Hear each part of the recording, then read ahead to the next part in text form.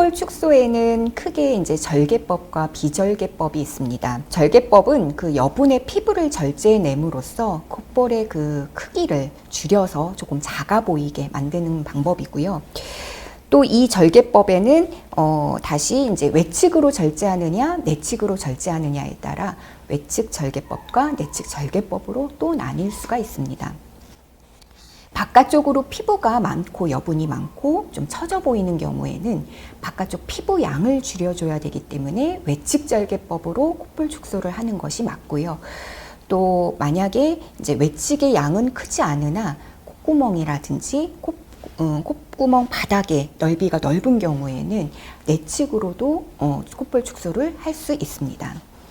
그리고 이제 콧볼의 양이 크지 않고 콧볼의 폭이 커서 이 콧볼의 베이스 폭을 줄여줘야 할 경우에는 이제 비절개법으로 실을 묶어서 베이스 폭을 줄여주는 방법이 있는데요.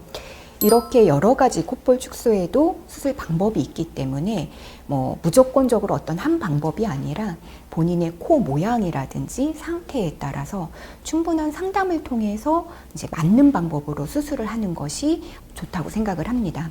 간혹 이제 환자들의 경우에는 이제 콧볼 축소하면은 제일 먼저 이제 걱정을 하는 것이 흉터입니다. 특히 외측 절제의 경우. 그래서 저도 무조건 이제 내측으로 해주세요. 내지는 비절개 방법으로 해주세요. 이런 경우가 있는데요. 물론 이제 흉터를 걱정하는 것은 충분히 이해가 됩니다.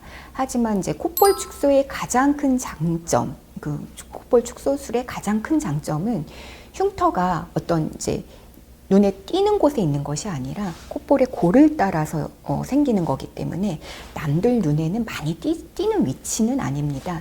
제가 이제 콧볼 축소 상담을 많이 하고 수술을 하다 보니 예전에 이제 흉터가 걱정이 돼서 내측 절제나 비절개 방법으로 수술을 해서 만족도가 좀 떨어져서 결국은 재수술을 위해서 상담을 다시 오시는 경우가 꽤 많았습니다. 물론 이제 흉터를 고민하는 것이 충분히 이해는 가지만은 흉터보다는 그래도 본인한테 맞는 수술 방법을 선택해서 이제 만족도를 높이고 재수술을 피하는 것이 훨씬 더 현명한 방법이기 때문에 본인의 그 맞는 수술 방법을 충분한 상담을 통해서 결정하는 것이 현명하다고 생각을 합니다.